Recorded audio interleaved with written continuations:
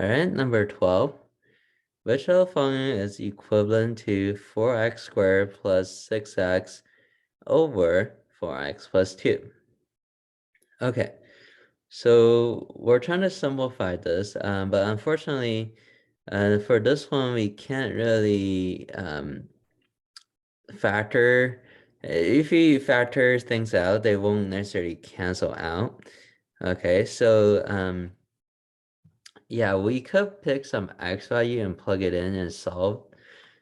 Pick some number for x and solve this, and then plug in the same x value and try each of the answer choices. That could work, right? But then if we do it like that, we do have to go through all the answer choices, and we had to eliminate 3 wrong answers, right? And then we leave the last one, right? So the final answer will be correct. Right, so sometimes depending on the number that we pick, we might have, more than one answer left, right? So then that's the case, I have to pick some different numbers. Okay. To do it algebraically, what we can do for this one is actually we can do long division with the polynomials. Okay, so we start with the top here. We have 4x squared plus 6x.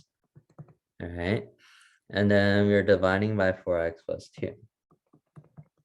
And also 4x squared plus 6x, we don't have a constant term, so let's fill in a 0 there as a placeholder. Okay, so we can keep things lined up. So if you do long division, what we have to do is you check the first term on the inside and then also the first term for the divisor. So we have a 4x and 4x squared. So I have to think about 4x times what will give us 4x squared. Well, that should be x, right? 4x times x is 4x squared. Okay, so now once we figure it out, then we take the x, we have to distribute and multiply with the divisor. So the x times 4x is 4x squared. X times 2 is going to be 2x, right? So we get 4x squared plus 2x. And now we have that, we're going to subtract these. Okay, so this will be a minus. So 4x squared minus 4x squared, they will cancel out. So if we're doing it correctly, after one round division, the leading term there will always cancel, right? And then we have 6x minus 2x. This should be 4x.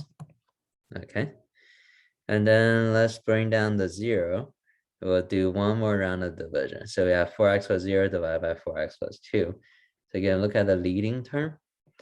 We're thinking 4x times what will give us another 4x. So that would be 1, because 4x times 1 will be 5. All right, so put a 1 on the top.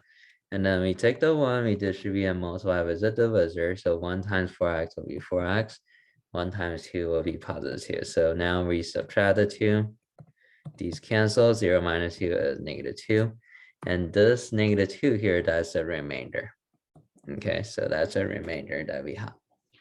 All right, so after do long division, what's the quotient? The quotient is a part on the top, so we get x plus 1. And then we have a negative 2 in the remainder, so we can put it in the end. And the remainder, we always put it over the divisor. So it'll be negative 2 over the divisor is 4x plus 2. All right, that's whatever dividing by. So put a 2 over 4x minus 2 as a minus because it's negative 2.